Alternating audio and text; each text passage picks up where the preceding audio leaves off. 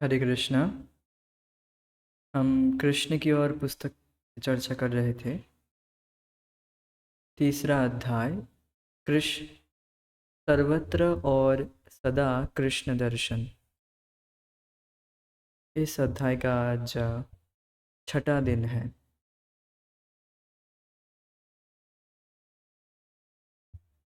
बहुत ही रोचक टॉपिक है आज। बहुत ही अच्छा, बहुत ही बढ़िया टॉपिक है आज का। जो टॉपिक है कि अ, श्रवण कीर्तन का महत्व। श्रवण कीर्तन के द्वारा ही व्यक्ति अल्टीमेट गोल को लाभ कर सकता है, को हम सुनेंगे।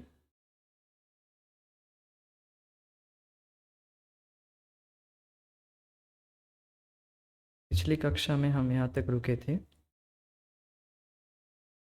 पर अब श्री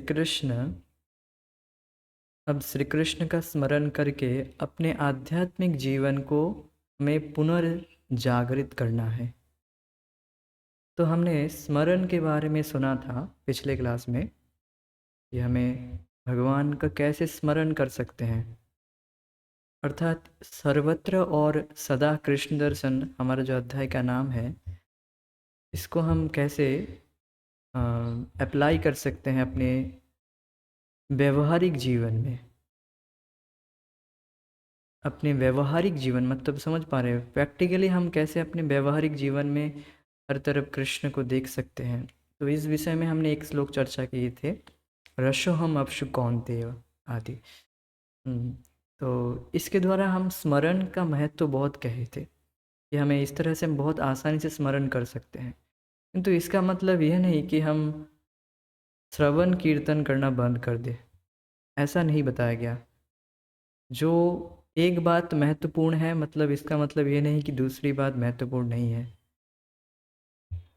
श्रवण कीर्तन का महत्व सबसे ज़्यादा है, किंतु आप हर वक्त हम कैसे कृष्ण को स्मरण, कृष्ण का चिंतन कैसे करें, वो वह बताया गया था कि आप इस तरह से पानी पीते समय भगवान का स्मरण कर सकते हैं। और जब अपना कुछ भी कार्य आप करने में सफल हो जाए, कुछ भी कार्य, जो भी कुछ सामान्य से सामान्य कोई भी कार्य करने करने में आप समर्थ सफल हो जाए, तो वह उसके पीछे जो सामर्थ्य है वह भी मैं हूँ। अर्थात भगवान कृष्ण बोल रहे हैं कि मैं हूँ। हाँ, अर्थात आप तब भी भगवान का स्मरण कर सकते हैं। और हमसे सुने थे कि अ, सूर्य और चंद्रमा का जो प्रकाश है वह भी भगवान है। और इस तरह से हमने सुने थे। तो इस तरह से आप जब भी सूर्य का प्रकाश तो आप देखते ही हैं 24 घंटे, 24 घंटे नहीं, दिन में देखते हैं। और रात में आप चंद्रमा को देख सकते हैं। चंद्रमा का जो ठंडक है, ठंडक प्रकाश, वह आप फील कर सकते हैं, स्पेशली गर्मी के समय। तो इसके द्वारा भी व्यक्ति भगवान का स्मरण कर सकता है। तो यह बात बताया गया था कि हमें कैसे हम 24 आवर्स, 24 घंटे कृष्ण भावना भावित रहें। किंतु यह, इसका मतलब यह नहीं कि हम श्रवण कीर्तन को लेस कर दें और बस यही सब करते रहें। यह बात क्यों बताई गई थी, क्योंकि हम हर वक्त व्यक्ति, ऐसा ऐसा देखा जाता है, जब हम हर सिचुएशन में हर वक्त जप नहीं करते हैं या कथा नहीं सुनते हैं, भगवान के विषय में नहीं सुनते हैं, तो उस समय हम कैसे कृष्ण से कनेक्ट कर पाए, वो हमें सीखना है। जैसे जिसके जिसके द्वारा हम 24 आवर्स कृष्ण भावना भावित रहे, ये बात है। तो आज हम श्रवण कीर्तन का महत्व को सुनेंगे। बहुत ही महत्वपूर्ण है। और भगवान कृष्ण ही इस महत्व को बता रहे हैं श्रीमन चैतन्य महाप्रभु के रूप में। भगवान कृष्ण कलयुग में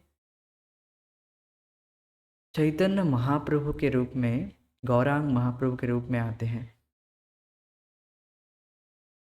कृष्ण वर्णम तिषा कृष्णम अकृष्णम शांगो पांगास्त्र पार्षदम। इस तरह से है श्लोक कि भगवान कृष्ण आते हैं गौर वर्ण धारण करके। अपने सांगो पांगस्त पार्षद अपने परि पार्षद को साथ लेकर आते हैं। हम्म, और मेनली उनका जो अस्त्र है वह है हरिनाम संकीर्तन। सब बताया गया है। उनका जो मेन जो हथियार है वह हथियार क्या है? हरिनाम, हरिनाम संकीर्तन अर्थात श्रवण कीर्तन, यही मेन उन्होंने स्थापित किया इस कलयुग में। स्मरण स्मरण व्यक्ति करते करते सो जा सकता है, उसका कोई ठीक नहीं है, कोई भरोसा नहीं है। अ, महाराज कहते हैं इस तरह से कि सुमिरन नहीं करना चाहिए व्यक्ति को। सुमिरन करते रहेगा तो व्यक्ति सो जाएगा। मुख से जप करना चाहिए, कान से सुनना चाहिए, कथा सुनना चाहिए। हम्म, केवल ध्यान करेगा तो व्यक्ति सो जाएगा, वो सुमिरन नहीं होता है। कलयुग में स्मरण नहीं होता है, ये बात है। तो भगवान चैतन्य महाप्रभु इस यहाँ पर बताया जाएगा। तो पढ़ते हैं। भगवान श्री चैतन्य महाप्रभु ने इस श्रवण और कीर्तन की पद्धति का अनुमोदन किया है।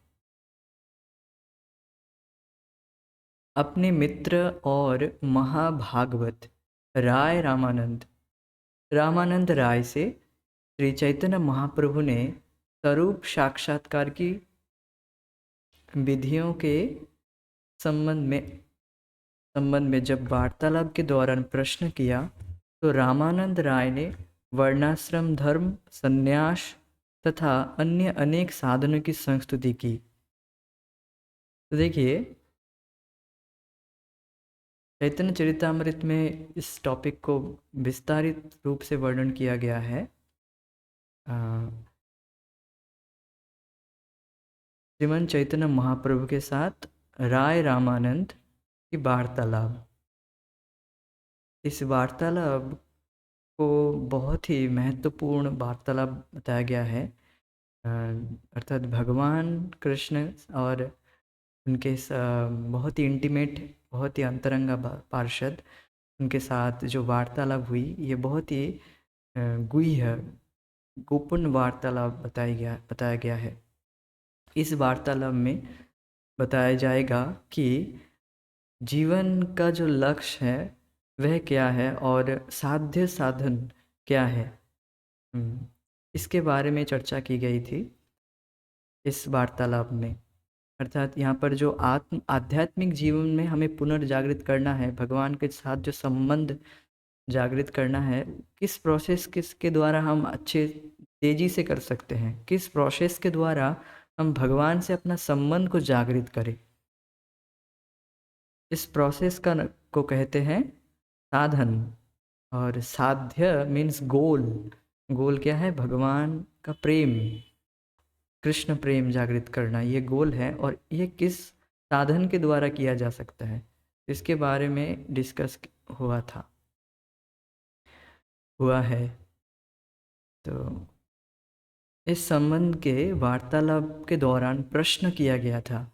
राय रामानंद ने महाप्रभु को कहते, वर्णाश्रम धर्म, संन्यास अर्थात वर्णाश्रम धर्म के पालन के द्वारा व्यक्ति भगवान के प्रेम को लाभ कर सकता है, संन्यास के द्वारा लाभ कर सकता है, या अन्य अनेक साधनों के संस्तुति की और भी बहुत सारे प्रोसेस के बारे में बोले। महाप्रभु को बोल रहे थे किया जा सकता है कि नहीं, किंतु महाप्रभु ने कहा नहीं, ये सभी इतने श्रेष्ठ नहीं हैं। सोचिए, इन सबको बिल्कुल नकार दी, नहीं ये तो बाहे, ये तो बाहे। महाप्रभु ने बोले ये तो बाहे है, मतलब ये बिल्कुल चलेगा नहीं, ये नहीं चलेगा। हाँ, ऐसे बोल दिए। वर्णाश्रम धर्म, अर्थात वर्णाश्रम धर्म आपको सबको पता होगा कि 4 वर्ण है और 4 आश्रम है। तो उसको फॉलो करके हम भगवान का प्रेम लाभ नहीं कर सकते हैं। संन्यास, कोई कह सकता है कि मैं, कोई कह सकता है कि मैं संन्यास लेकर भगवान को प्राप्त कर लूँगा, तो नहीं हो सकता है। भगवान कृष्ण, तो चैतन्य, भगवान कृष्ण चैतन्य महाप्रभु के रूप में आए हैं और बता रहे हैं, वार्तालाप हो रही है दोनों के बीच में, एक वार्तालाप, जैसे हम कथा कर रहे हैं, आप दोनों आपके साथ हम अभी वार्तालाप कर रहे हैं अभी कुछ हद तक एटलीस्ट थ्रू चैट। तो इसी तरह से महाप्रभु के साथ रामानंद राय, उनके बहुत ही इंटीमेट भक्त हैं, अंतरंगा भक्त हैं, उनके साथ वार्तालाप हो रही है कि कैसे जीवन का जो लक्ष्य है वह प्राप्त किया जा सकता है, अर्थात कृष्ण प्रेम, भगवान का प्रेम, भगवान को कैसे लाभ किया जा सकता है। तो रामानंद राय एक एक सजेशन दे रहे हैं कि वर्णाश्रम धर्म, वर्णाश्रम धर्म, वर्णाश्रम धर्म आपको पता होगा कि जो वर्ण और आश्रम के धर्म को पालन करना, जो जिस वर्ण के लाभ किया है, बहुत ही, ये भी बहुत महत्वपूर्ण है। आज आज तो अभी तो वर्णाश्रम बिल्कुल ख़त्म हो गया है, सभी शूद्र बन गए हैं सभी सभी को नौकरी करना है आज तो आजकल ब्राह्मण, कोई ब्राह्मण घर में पैदा हुआ है वह भी नौकरी करना चाहता है, अर्थात शूद्र बनना चाहता है और कंपटीशन में लग जाता है। वो वेद नहीं पाठ करता है, अर्थात शास्त्र में उसकी कोई रुचि नहीं रहती है। वर्णाश्रम मतलब व्यक्ति का जो रुझाव है, हर व्यक्ति का एक रुझाव अलग होता है। किसी को पठन पाठन, यजन याजन, अर्थात पढ़ाई करने और पढ़ाने में रुचि होती है, और यजन याजन, यज्ञ करने में रुचि होती है, वह ब्राह्मण है। उसकी सहज प्रवृत्ति होगी ऐसी, फोर्सफुली नहीं। और ये ब्राह्मण हो गया। और कोई किसी को युद्ध में रुचि होगी, युद्ध करने में, ऐसे देखा जाता है भारत में लोग, भारत में लोगों को फोर्स नहीं किया जाता है, वह अपने से ही आर्मी में भर्ती होते हैं, खासकर पंजाब से या हरियाणा, महाराष्ट्र, बंगाल से भी जाते हैं बहुत। और पूरे भारत में बहुत जगह जगह से लोग स्वतः जाते हैं, किंतु पाश्चात्य जगत में वहाँ पर लोगों को इस तरह से डरा कर मतलब उनको फोर्सफुल्ली आर्मी में भर्ती किया जाता है, क्योंकि उनकी इससे प्रवृत्ति ही नहीं है, वो सब शूद्र हैं। किंतु भारतीय में क्षत्रिय का, जिनका क्षत्रिय का खून दौड़ रहा है, तत् क्षत्रिय भाव है, आवेश है, स्वतः क्षत्रिय क्षत्रिय बनना चाहते हैं, तो वो क्षत्रिय बनते हैं, अर्थात आर्मी में ज्वाइन करते हैं एट्सेट्रा। और जिनकी व्यवसाय वृत्ति होती है कि मैं कुछ व्यवसाय करना चाहता हूँ, बिजनेस करना चाहता हूँ, तो वह वैश्य कैटेगरी में पढ़ते हैं। अब कुछ किसी अब जो चौथे कैटेगरी का व्यक्ति है कि वह इन तीनों जो कैटेगरी बताया गया है, ब्राह्मण क्षत्रिय वैश्य, इन तीनों का सेवा करना चाहता है, तीनों को असिस्ट करना चाहता है, तो वह हो गया शूद्र। तो यहाँ पर देखिए, ब्राह्मण क्षत्रिय वैश्य शूद्र, इस तरह से डिवीज़न किया गया है, जिसकी जैसी प्रवृत्ति है, कोई भी कम ज़्यादा नहीं है, हर एक की महत्व हर एक में है। भागवत में ब्राह्मण को मस्तिष्क और दोनों बाहु, दोनों हाथ को क्षत्रिय, और पेट के नीचे हिस्से को वैश्य, पेट को, और नीचे पैरों को, दोनों पैर को शूद्र इसके द्वारा डिस्कस व्याख्या की गई है। अर्थात देखिए, हमारे पूरे शरीर का हर एक अंग, हर एक अंग, अर्थात हर एक पार्ट महत्वपूर्ण है। इसी तरह से ब्राह्मण क्षत्रिय वैश्य चारों महत्वपूर्ण हैं। तो इस तरह इसको कहते हैं वर्णाश्रम। तो बता है कि यह भी नहीं, इसके द्वारा भी, अर्थात इस आप वर्णाश्रम धर्म को निपुणता से पालन करें कि मैं बिल्कुल आइडियल ब्राह्मण बनूं, आदर्श ब्राह्मण, आदर्श सन्यासी। सन्यासी अर्थात जो अब 4 आश्रम के जो हो गए, ब्रह्मचर्य आश्रम, और गृहस्थ, वानप्रस्थ, सन्यास। ये आश्रम हो गए, 4 आश्रम और ये 4 वर्ण जो अब बताया है। तो व्यक्ति को वर्ण ब्रह्मचर्य का भी पालन करना चाहिए। और फिर ब्रह्मचर्य के बाद व्यक्ति का अगर रुझाव हो कि मैं गृहस्थी में जाना चाहता हूँ, तो फिर गृहस्थी में जाए व्यक्ति, फिर वर्णाश्रम, वानप्रस्थ, फिर संन्यास ले। तो ये सब बताया गया है शास्त्र में। किंतु इन सब के द्वारा, इन सब को निपुणता से पालन करके और बिल्कुल परफेक्टली पालन करके व्यक्ति भगवान का प्रेम लाभ नहीं कर सकता है, ये बात बताई गई है। और अन्य अनेक साधन मतलब ध्यान, ध्यान योग, अष्टांग योग अर्थात योग अभ्यास के द्वारा या ध्यान लगाकर, प्राणायाम आदि के द्वारा भगवान की प्राप्ति नहीं की जा सकती है। This is not practical in this age of Kali. ये सब नहीं है, अभी संभव नहीं है, और कोई भी साधन के द्वारा संभव नहीं है, ये बता दिए महाप्रभु। क्या बताइए, ये कोट किया गया है यहाँ पर महाप्रभु की बातें को। नहीं, ये सभी इतने श्रेष्ठ साधन नहीं है। तो ये अब ये लाइन शायद समझ में आया होगा थोड़ी सी। तो श्री रामानंद राय जब कोई साधन बताते, तो इस तरह से रामानंद राय एक एक करके साधन बताते गए। अच्छा फिर ये, अच्छा फिर वो, तो हर बार श्री चैतन्य महाप्रभु उसको अमान्य कर देते। नहीं ये तो बाह्य, ये नहीं चलेगा, नहीं नहीं नहीं, ये नहीं, दिस इज़ नॉट प्रैक्टिकल। इस तरह से और एक बार लास्ट में तो बता दिए कि सर्वधर्मन परित्यज मामेकम शरणम व्रज, सब कुछ को छोड़ो, भगवान कृष्ण की शरण में ला जाओ। इसको भी कह दिए, ये तो बाह्य, दिस इज फिर ये तो मस्तक के ऊपर जाएगा ना।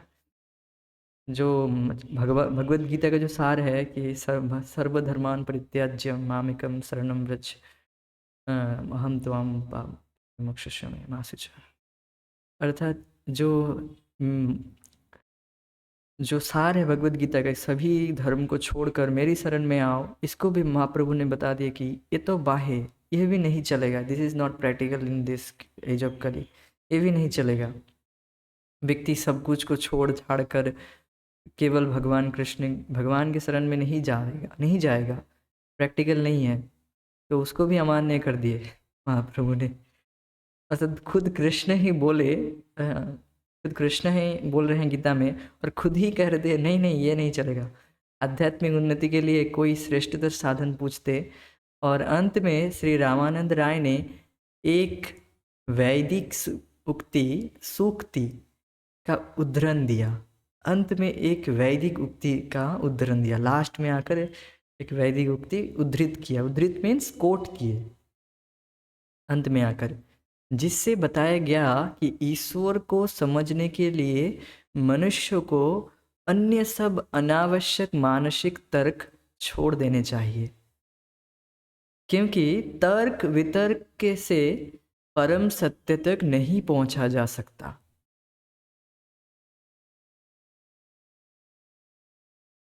तो देखिए यहाँ पर बात बहुत सारी बहुत कुछ बोलने के लिए है यहाँ पर। तो यहाँ पर जो वैदिक उक्ति की गई है वह है श्रीमद् भागवतम के 10वें स्कंद के 14वें अध्याय के 30वें श्लोक को कोट किए राय रामानंद जी ने। वह श्लोक क्या है? ज्ञाने प्रयास समुदपास नमंत एव जीवन्ति सन्मुखरितां भवदीय वार्तां स्थाने स्थिता श्रुतिगतां तनुबां मनोभिः ये प्रायशो जितस्त्रैस्त्रिलोक्याम्।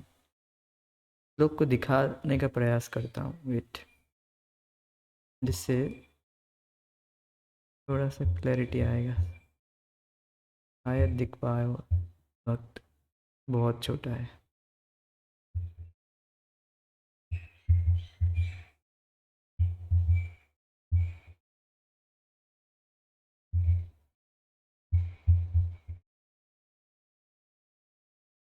हम्म।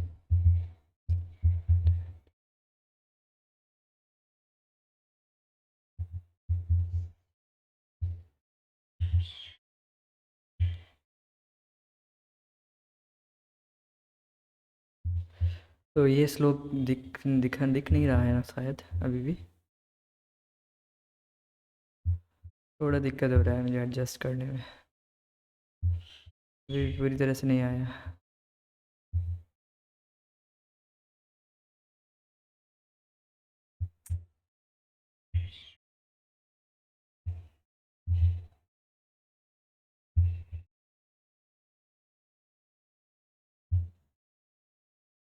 ठीक है, कोई बात नहीं, हम ऐसे ही चर्चा कर देते हैं।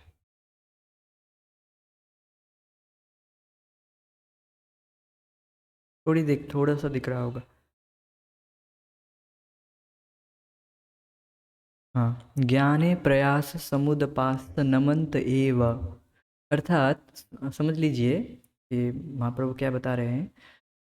महाप्रभु ने ये राय रामानंद जी ने कोट किया, फिर महाप्रभु ने बोला ये तो है, इसके द्वारा हम भगवान के प्रेम को लाभ कर सकते हैं।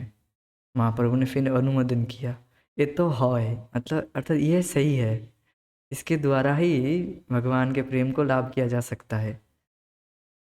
ज्ञाने प्रयास समुदपास नमंत एव। अर्थात ज्ञान के जो प्रयास है, ज्ञान का प्रयास मतलब ध्यान और शुष्क तर्क, इनको समुद उपास। ज्ञान ज्ञान मतलब देखिए, ज्ञान योग है कि व्यक्ति सोचता है कि मैं केवल आत्मा का ज्ञान कर लूँगा, कि मैं ये शरीर नहीं हूँ, मैं शरीर नहीं हूँ, मैं इस जगत से अलग हूँ, मैं तो केवल अपने अपने ध्यान करूँगा, भगवान में लीन हो जाऊँगा। इस तरह का जो भावना मेंटेलिटी रखता है व्यक्ति, वह तो इस तरह के मेंटेलिटी को पूरी तरह से त्याग कर, समूद पास अच्छे से त्याग कर, नमंत एव जीवंती सन्मुखरिताम भवदीय वार्ताम। तो भवदीय वार्ताम अर्थात भगवान की कथा को, सन्मुखरिताम अर्थात भगवान के जो भक्त हैं, शुद्ध भक्त, भगवान के जो शुद्ध भक्त हैं, जो हर वक्त भगवान के कथा में ही रुचि रखते हैं, भगवान कथा में ही लगे रहते हैं, इस तरह के भक्तों से हमें बहुत ही आदर पूर्वक सुनना है। नमंत एवं, नमंत मतलब बहुत ही आदर पूर्वक हमें सुनना है। कैसे सुनना है? स्थाने स्थिता श्रुतिकृताम तनुबांग मनोभी।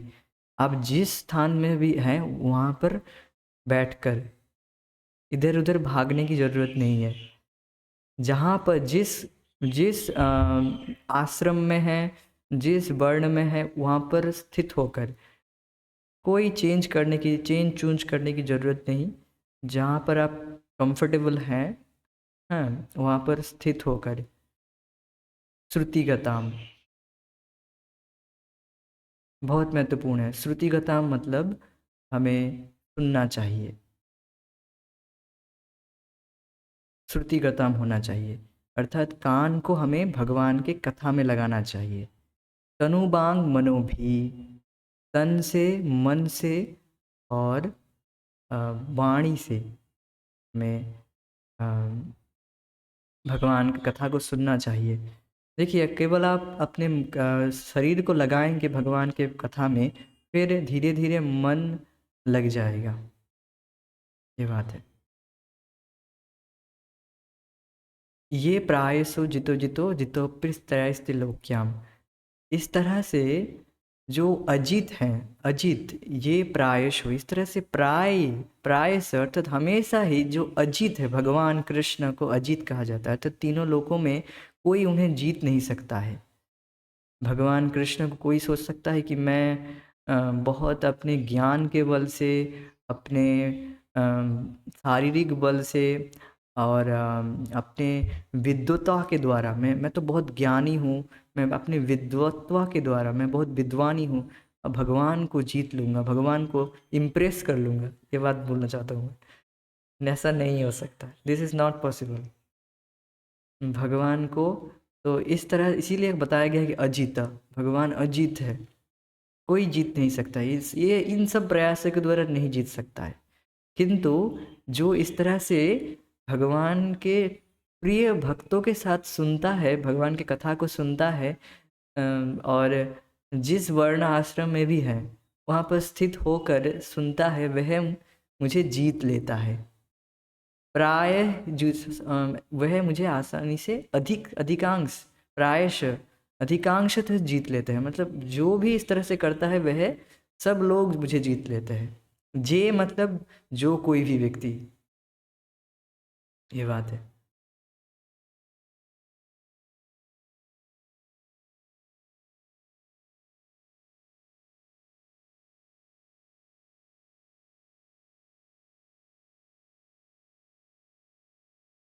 तो अपना हम अपने टॉपिक में आ जाते हैं। तो यही उक्ति उद्धृत की गई। मैं इसको क्यों डिस्कस किया, क्योंकि आपको समझ में आए चीज़ें, इसलिए यह श्लोक भी थोड़ा सा डिस्कस कर दिया।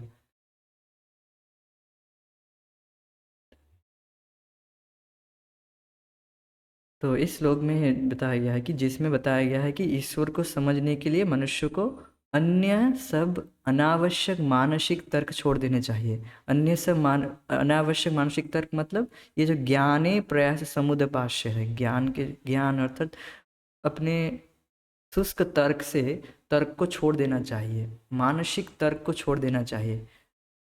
हाँ, क्योंकि तर्क वितर्क से परम सत्य तक नहीं पहुंचा जा सकता। जैसे तर्क करते हैं व्यक्ति कि राम नाम जप करने से राम मिल जाएंगे, ऐसा कैसे हो सकता है? आम आम जप करने से तो आम नहीं मिलता है, तुम राम राम जप करके भगवान को प्राप्त कर लोगे। यस, यही, हाँ, यही इसी को शास्त्र में बताया गया है, क्योंकि शास्त्र के आधार पर हम ग्रहण कर रहे हैं। गुरु गुरु और शास्त्र दोनों के आधार पर हम ग्रहण कर रहे हैं। हाँ, शास्त्र बोल रहे हैं कि हाँ, आप जप करके भगवान के पास लौट जाएंगे।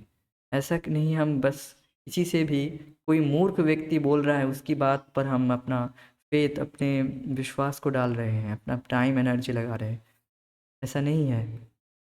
हम भगवान के बातों और भगवान के रिप्रेजेंटेटिव के द्वारा और शास्त्र के द्वारा हम सुनते हैं और सहज विश्वास आता है व्यक्ति का।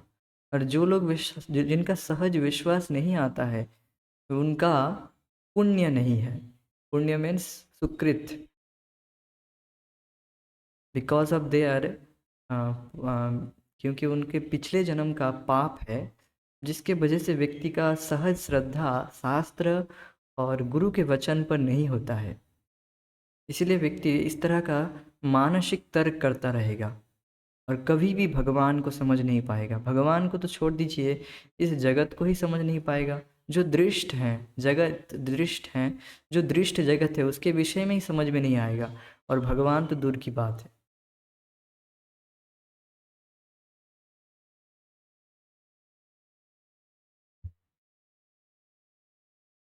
उदाहरण के लिए वैज्ञानिक लोग दूर स्थित नाना प्रकार के नक्षत्रों और ग्रह के विषय में अनुमान कर सकते हैं, किंतु वे अनुभव के बिना किसी निष्कर्ष पर नहीं पहुंच सकते हैं। कोई व्यक्ति जीवन भर अनुमान लगाता रह सकता है, फिर भी ऐसा नहीं हो सकता कि वह निष्कर्ष पर पहुंच पाए। व्यक्ति जीवन भर अनुमान ही लगाता रहेगा और कभी भी निष्कर्ष पर नहीं पहुंच पाएगा। तो देखा जाता है कुछ भी एक अनुमान लगा दिया गया, फिर दूसरों ने आकर उसे काट कर फिर एक नया अनुमान लगा दिया, ये बात है। ईश्वर के विषय में मनगढ़ंत चिंता करना और अनुमान लगाना विशेष रूप से निरर्थक हैं। इसलिए श्रीमद् भागवत का मत है कि ईश्वर के संबंध में सब प्रकार के तर्क वितर्क करना छोड़ देना चाहिए।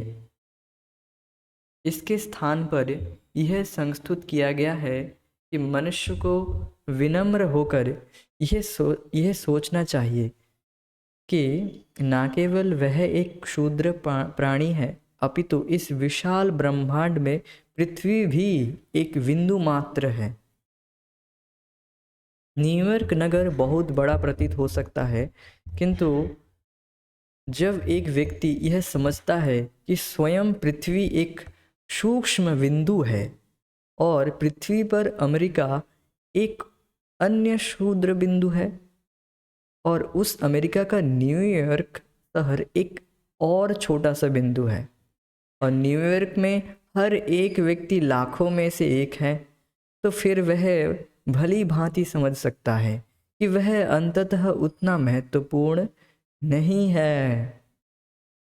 बहुत महत्वपूर्ण बात बताई गई है आपको शायद। देखिए क्या बताया जा रहा है। तो जो व्यक्ति इस तरह से शुष्क तर्क करता है कि ऐसे कैसे मान ले, ऐसे कैसे ग्रहण कर ले, जगत भगवान से आया है, भगवान ही सृष्टि करता है, या फिर भगवान है भी है, नहीं भी है कि नहीं, तो इस तरह से अनुमान करते रहता है व्यक्ति। तो इस तरह के व्यक्ति का जो महत्व है वह बिल्कुल महत्वहीन है, यह बात बताई गई है। देखिए अर्थात यहाँ पर बताया गया है कि यह जो जगत है, यह जो पृथ्वी है, ये पूरे ब्रह्मांड में एक बिंदु की तरह है। एक बिंदु, जैसे यहाँ पर एक फ़ोटो रखा गया है, एक रिप्रेजेंटेटिव फ़ोटो। देखिए एक रिप्रेजेंटेटिव फ़ोटो है, चांद से दिखा जा रहा है, और पृथ्वी एक बिंदु की तरह है। तो सोचिए पृथ्वी एक बिंदु की तरह है। अब पृथ्वी में जो एक बड़ा शहर है अमेरिका, वह और एक छोटा बिंदु हो गया, उसके अंदर और एक और छोटा बिंदु, फिर अमेरिका में जो एक शहर होगा न्यूयॉर्क, वह और क्षुद्र बिंदु हो गया। अब उस बिंदु में जो करोड़ों करोड़ों लोग हैं, तो वह कितने छोटे बिंदु हो जाएंगे। तो इस तरह के बिंदु जो तर्क करता है उसकी क्या महत्व होगा, उसके तर्क का क्या महत्व रहेगा। जैसे बता रहे थे भक्त कि महाराज कह रहे थे, परम पूज्य राधा गोविंद महाराज, कि जब अच्छा चींटियां अगर हल्ला करे कि हम नहीं मानते, हम मनुष्य को नहीं मानते, तो इस तरह से अगर हल्ला करते रहेगा और मनुष्य अगर कुल्ला कर दे उस पर, फिर न्यूज़ आएगा दूसरे दिन की बाढ़ आ गया, और बाढ़ आने के वजह से पूरा जो हमारा स्थिति है वह बिगड़ गया, बहुत सारे लोग मर गए। तो यह न्यूज़ आएगा उनके यहाँ पर। तो इतनी नगण्य है चींटियाँ, तो चींटी इतनी नगण्य है मनुष्य के सामने, अगर वो इस तरह से तर्क वितर्क करे कि मनुष्य नहीं है, मनुष्य नहीं है, मनुष्य की बात हम क्यों माने, ये आदि आदि एटसेट्रा, मनुष्य नामक कोई चीज़ नहीं है, इस तरह से तर्क करे, तो वह क्या संगत वह होगा? नहीं, ये बात है। अर्थात व्यक्ति को नम्र होना चाहिए कि हम कितने शूद्र, कितने नगण्य प्राणी हैं। इस तरह से व्यक्ति को विनम्र होने की शिक्षा देती है भागवत। ब्रह्मांड और ईश्वर के अनुपात में अपनी क्षुद्रता का अनुभव करते हुए हमें कृत्रिम अभिमान से फूलना नहीं चाहिए, अपितु विनम्र रहना चाहिए। व्यक्ति जितना शास्त्र श्रवण करता है, शास्त्र अध्ययन करता है, जितना जितना भक्ति में आगे बढ़ता जाता है, वह और ज़्यादा विनम्र बनता जाता है। He became more humble.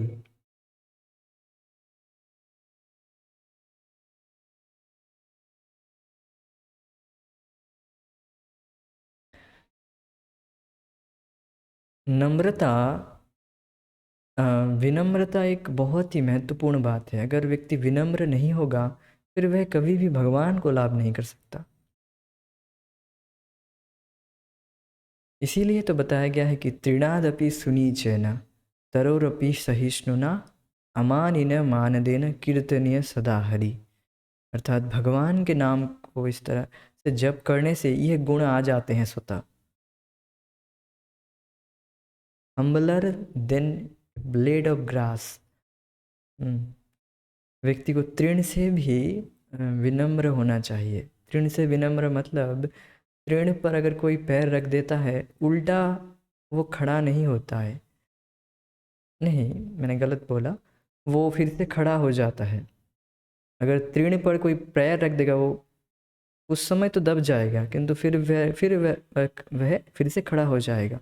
किंतु व्यक्ति को इससे भी ज़्यादा हम्बल बनना चाहिए, तृण से भी।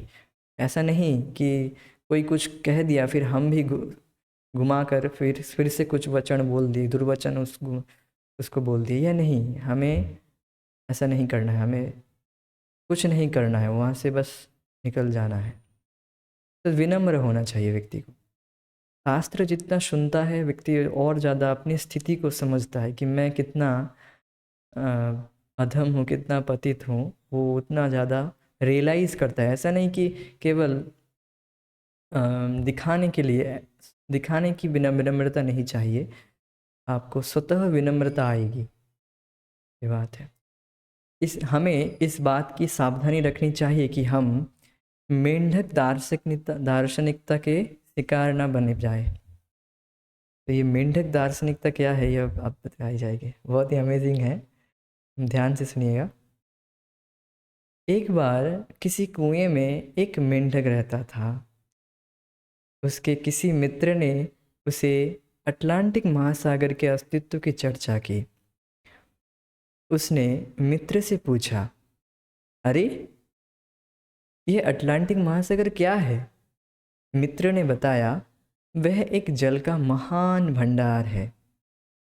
तो अब जो मेंढक, कुएं वाला जो मेंढक है, समझ पा रहे हैं जो घटना क्या है? तो ये जो कुएं में जो मेंढक है, ये कुएं वाला मेंढक, हाँ, ये कुएं में रहता है। इसका जो मित्र है वो अटलांटिक महासागर को देख के आया है, और फिर इस कुएं में आया है और अपने मित्र से वार्तालाप कर रहा है।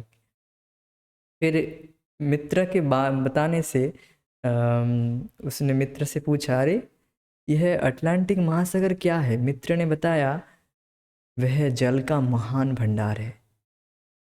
अब जो कुएं वाला जो मेंढक है, वो तो कभी देखा नहीं कभी। अब वो तर्क करता रहेगा। देखिए कैसे तर्क कर रहा है, कितना बड़ा? क्या वह इस कुएं से 2 गुना बड़ा है? अरे नहीं, इससे बहुत बड़ा, मित्र ने उत्तर दिया। तो फिर वो मेंढक, कितना बड़ा? क्या इस कुएं से 10 गुना बड़ा? तो वो जितनी बार वो बड़ा बड़ा कहता, वो ऐसे करके, हाँ, ऐसे फुला लेता, अपने छाती को फुला लेता मेंढक। फिर 10 गुना बड़ा करके और ज़्यादा फुला लेता।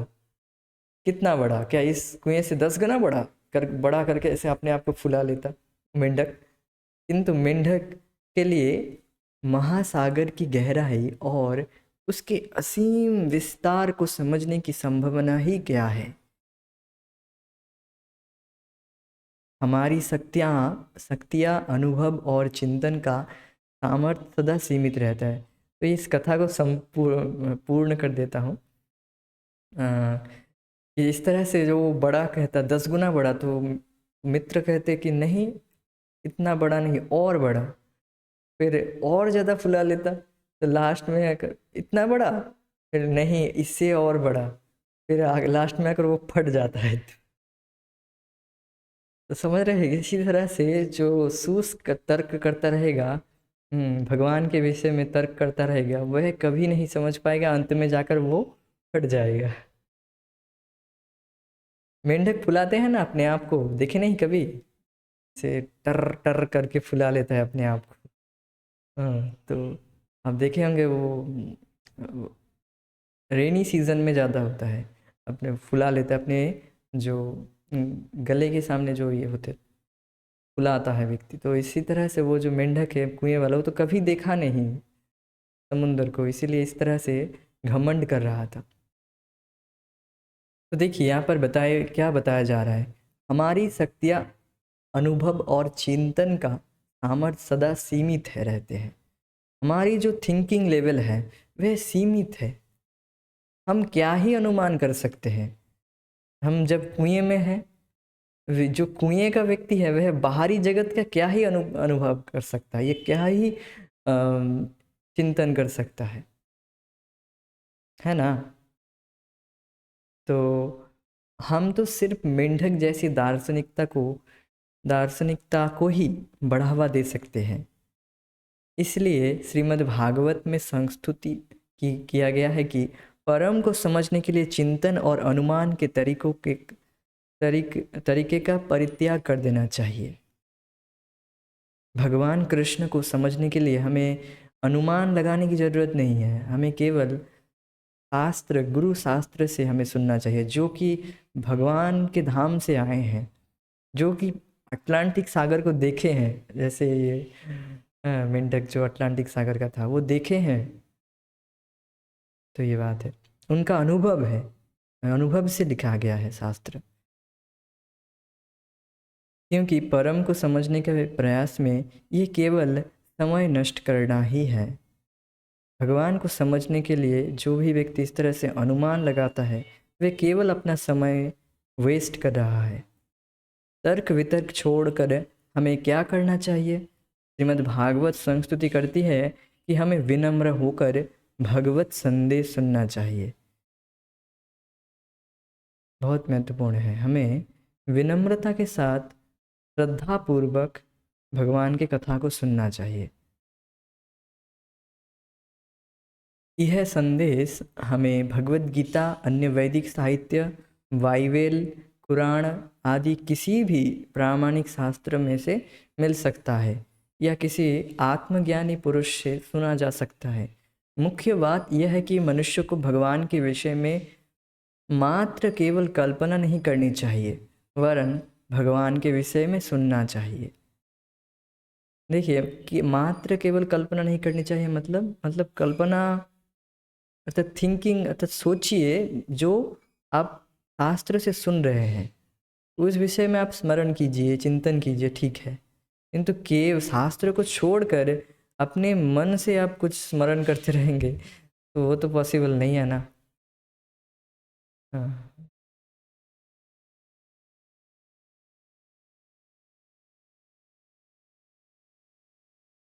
इस श्रवण का फल क्या होगा? कोई किसी भी स्थिति में हो, धनी निर्धन, अमेरिकन, यूरोपियन, भारतीय, ब्राह्मण, शूद्र या और कुछ भी हो, यदि वह केवल भगवान की दिव्य वाणी सुने तो जो भगवान किसी भी शक्ति या सामर्थ्य से नहीं जीते जा सकते वे केवल प्रेम से जीते जा सकते हैं। तो आप समझ पा रहे हैं कि वो यहाँ पर प्रभुपाद जी ज्ञाने प्रयास समुदपासनमन्तैव उस श्लोक की व्याख्या कर रहे हैं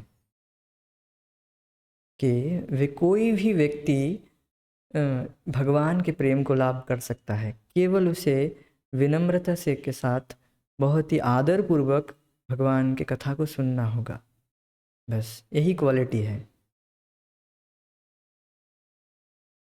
और एक बात बताया गया है कि अगर वह व्यक्ति अगर अपना जीवन निर्वाह करने के लिए कुछ कर नहीं पा रहा है, कैसे भी बस अपना जीवन को केवल चला रहा है, कैसे भी कुछ करके अपने जीवन को निर्वाह कर रहा है व्यक्ति, किंतु अदर टाइम मतलब 24 घंटे वे केवल भगवान की कथा में लगा रहते। 24 घंटे मीन्स ज़्यादातर समय वह भगवान की कथा को सुनता है और नाम जप आदि करता है, वह और कुछ नहीं करता, वह भगवान को लाभ कर लेता है। ये बात है।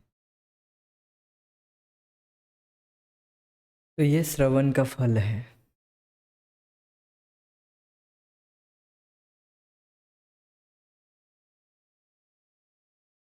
अर्जुन श्री कृष्ण का मित्र था, किंतु श्री कृष्ण परम ब्रह्म परमेश्वर होते हुए भी अर्जुन के लिए एक सेवक, रथ सारथी बन गए। अर्जुन श्री कृष्ण से प्रेम करता था और श्री कृष्ण ने भी इस प्रकार उससे प्रेम का विनिमय किया।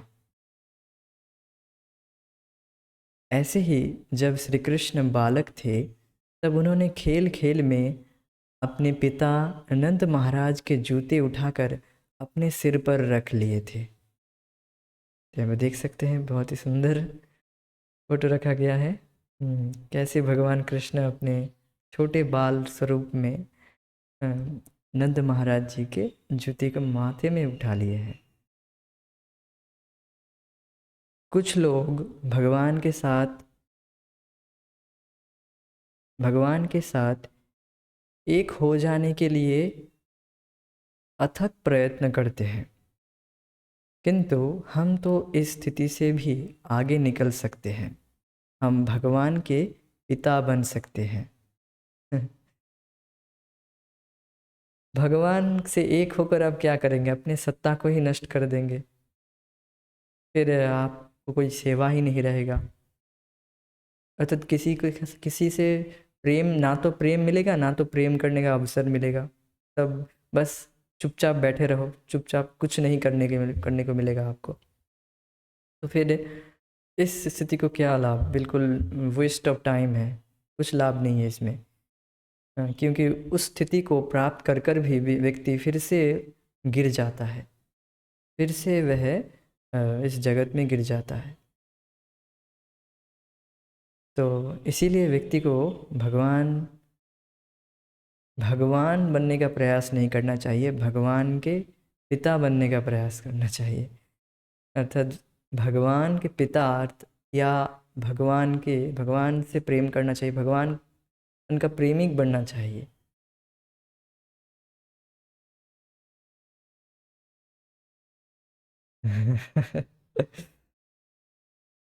यहाँ पर धनंजय प्रभु कुछ मजाक आदि कर रहे हैं। मजाक मत कीजिए, सही बात, सही में आप भगवान का बाप बन सकते हैं, भगवान नहीं।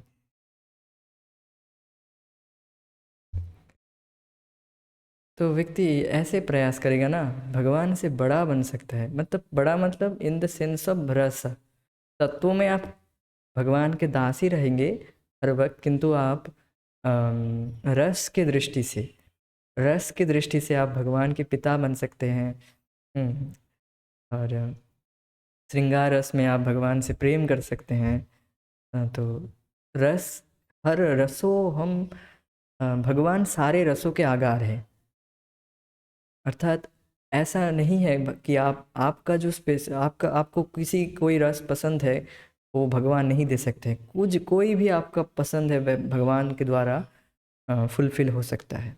जैसे 10th कैंटो में से बताया गया था, जब भगवान युद्ध कर रहे थे मल्ल योद्धाओं के साथ, तब हर व्यक्ति अपने अपना संबंध के अनुसार भगवान को देख रहा था।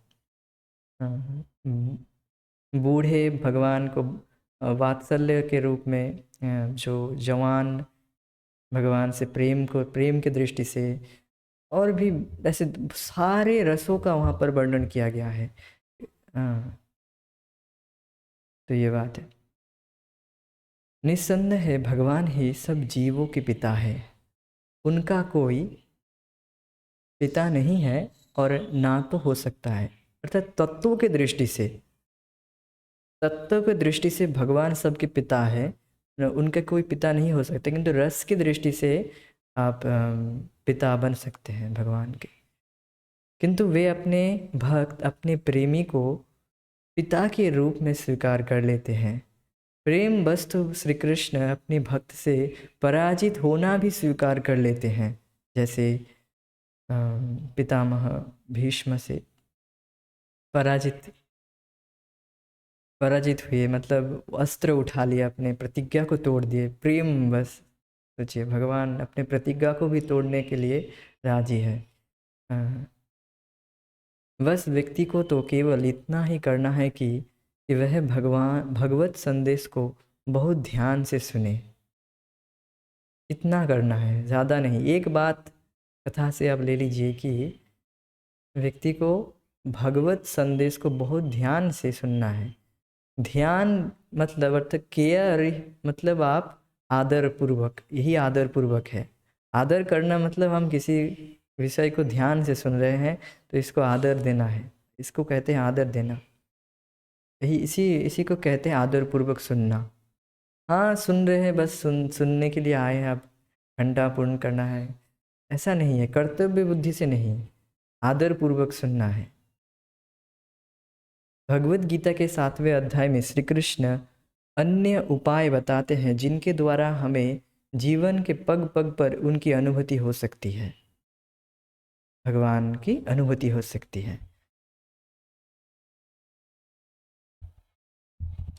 तो क्या श्लोक बताया है, देखिए। पुण्यगंध पृथिव्यां च तेजश्चास्मि विभावशो, जीवनं सर्वभूतेषु तपश्चास्मि तपस्विषु।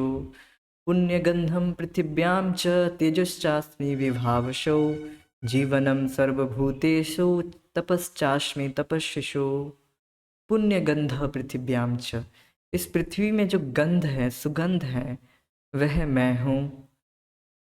च, और तेजश्चास्मि विभावशो, और जो विभावशो अर्थात अग्नि है, उसमें ऊष्मा गर्मी मैं हूँ। जीवनम सर्वभूतेषु, सभी जीवों का जो बीज जीवन प्राण मैं हूँ। तपश्चास्मि तपस्विषु, और तपस्वियों का तप तपोबल वह मैं हूँ।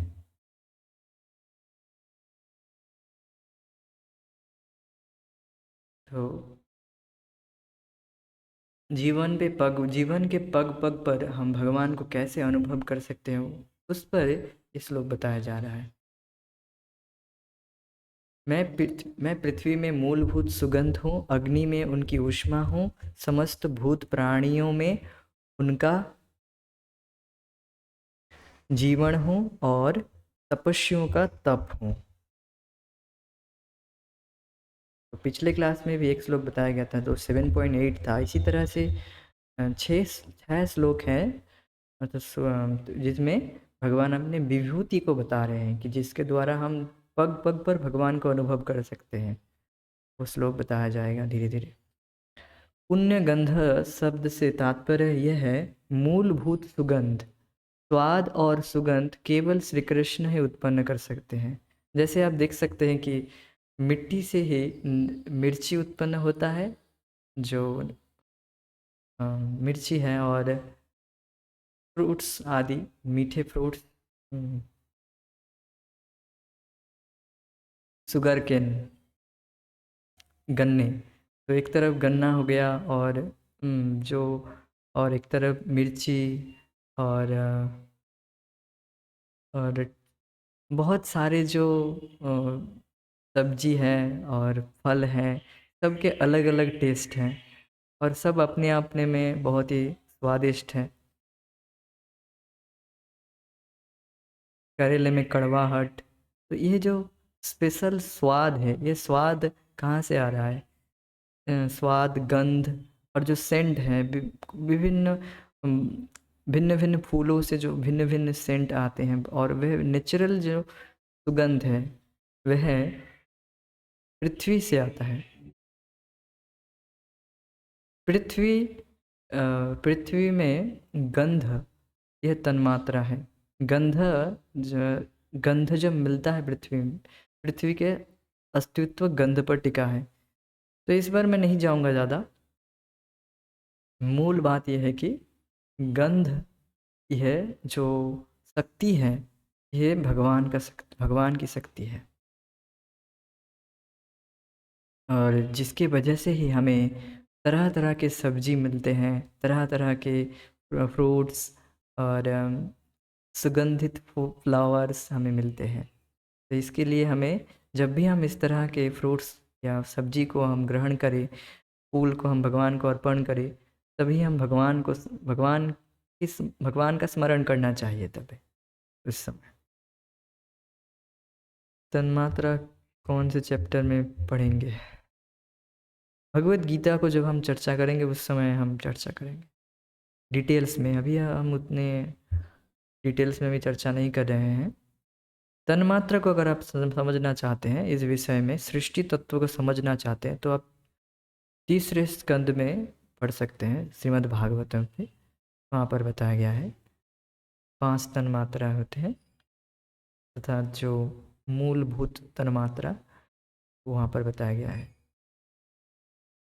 हम्म, शब्द, रस, शब्द, रूप, रस, गंध और स्पर्श, इस तरह का है। मैं भूल रहा हूँ अभी, वो जब बिल्कुल श्लोक सामने रखकर वो हम डिस्कस करेंगे तन्मात्रा क्या होती है।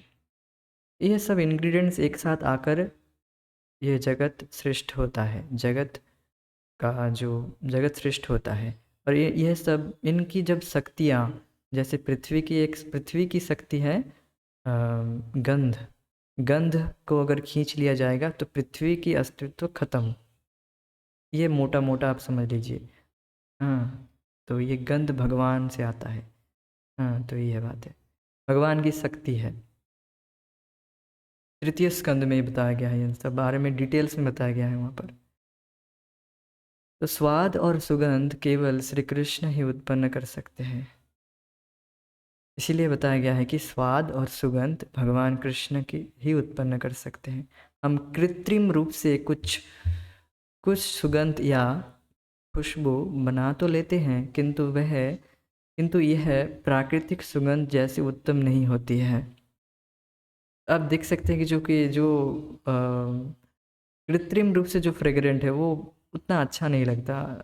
I don't like them. मुझे तो अच्छा नहीं लगता बिल्कुल। वो उतना फ्रेश नहीं है, उसमें वो वाली फीलिंग्स नहीं है जो नेचुरल फ्लावर से जो सुगंध आती है।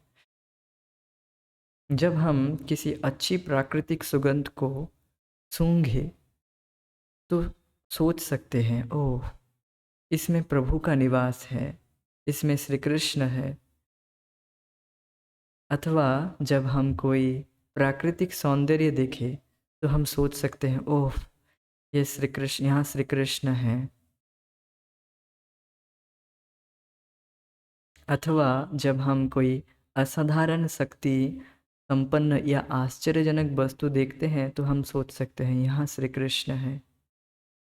एक बार प्रभुपाद जी कथा कर रहे थे, परम पूज्य भक्ति विज्ञान महाराज इस बात को बोल रहे थे कि प्रभुपाद जी कथा कर रहे थे एक बार, और उनकी शिष्या बहुत ही सुंदर उनकी शिष्या कथा में आ रही थी, प्रवेश कर रही थी। एक प्रवेश द्वार से ऐसे घूमकर होकर कथा में आकर बैठी।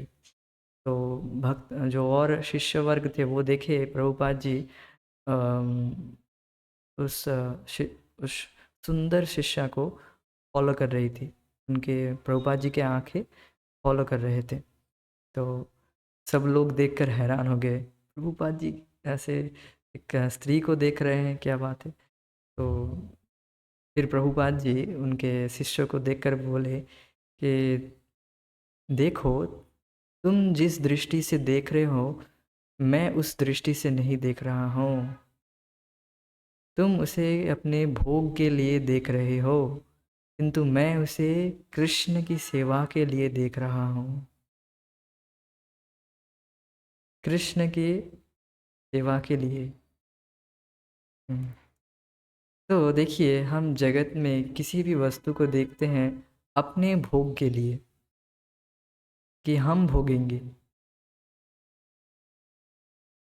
किंतु जब ही हम इस तरह से देखेंगे कि हर वस्तु कृष्ण की है, इस फ्लावर में, इस फूल में जो सुगंध है ये कृष्ण की वजह से है, तो it should be offered to Krishna. Krishna की वजह से ही इसमें गंध है, मैं क्यों इसे भोगूं, या किसी और को क्यों दूं इसे, किसी और के और लोग क्यों इसे भोगे, इस ये कृष्ण के लिए है। कोई भी जो हमें भोग जो प्राप्त हुए हैं, जो भी भोजन आदि कुछ भी है, वह कृष्ण की वजह से उसकी सत्ता है। में जो विशिष्ट, उसमें जो असाधारण अर्थात जो शक्ति है उसमें, वह कृष्ण की वजह से है। तो इसे कृष्ण की सेवा में हमें लगाना चाहिए। यहाँ कृष्ण है, ये बात है। पशु हो या मानव प्राणी हो, तो हमें तुरंत समझ लेना चाहिए कि यह जीव श्री कृष्ण का ही है, एक अंश है। क्योंकि ज्यों ही उस शरीर से चिन्मय चिंगारी जो श्री कृष्ण का अंश है निकल जाती है, त्यों ही शरीर छिन्न भिन्न हो जाता है। तो ज्यों ही आप किसी जीव को देखेंगे, किसी भी मनुष्य को देखेंगे, किसी भी व्यक्ति को देखेंगे, तब देखना दे इस तरह से देखिए कि ये भगवान का अंश है। हम्म, तो तब आप और ज़्यादा केयरफुल्ली बिहेव करेंगे। बीजं मां सर्वभूतानां विद्धि पार्थ सनातनं बुद्धिर्बुद्धिमतामस्मि तेजस्तेजस्विनामहं। बीजं मां सर्वभूतानां विद्धि पार्थ सनातनं बुद्धिर्बुद्धिर्मतामस्मि तेजस्तेजस्विनामहं। बीजं मां सर्वभूतानां, भगवान कृष्ण बोल रहे मैं बीज हूँ सभी भूतों का। विद्धि पार्थ सनातनम, हे पार्थ तुम जानो कि मैं सभी भूतों का, सभी जीवों का बीज हूँ। बुद्धिर बुद्धि मतामस्मि, और बुद्धिमानों का जो बुद्धि हूँ मैं हूँ, और तेजस्वी का तेज भी मैं हूँ। हे अर्जुन यह जान ले कि संपूर्ण प्राणियों का मूल बीज मैं ही हूँ। बुद्धिशाली व्यक्तियों की बुद्धि और तेजस्वियों का तेज भी मैं हूँ। समझ में आ गया होगा ये श्लोक। तेजस्वियों का तेज, तेजस्वी व्यक्ति का तेज ही उसका शक्ति है। वह तेज अर्थात वह तेज भगवान है, भगवान की शक्ति है। यहाँ फिर से यह स्पष्ट कहा गया है कि श्री कृष्ण सभी प्राणियों के जीवन प्राण हैं। इस प्रकार हम पग पग पर भगवान के दर्शन कर सकते हैं। लोग पूछ सकते हैं कि क्या आप हमें भगवान के दर्शन करा सकते हैं? हाँ अवश्य। भगवान के दर्शन कई प्रकार से हो सकता है, किंतु यदि कोई व्यक्ति अपनी आंखें ही बंद कर ले और कहे कि मैं भगवान को देखूंगा ही नहीं, तो उसे कैसे दिखाया जा सकता है? जो अभक्त है, जो भौतिकतावादी व्यक्ति है, जो भगवान का द्वेषी है, वह अगर भगवान को देखना ही ना चाहे तो उसे कैसे दिखेगा? तो उसे कैसे दिखाया जा सकता है? तो उसे भी कैसे दिखाया जा सकता है वो अगले श्लोक में आगे हम चर्चा करेंगे। आज हम यहीं पर रुकेंगे।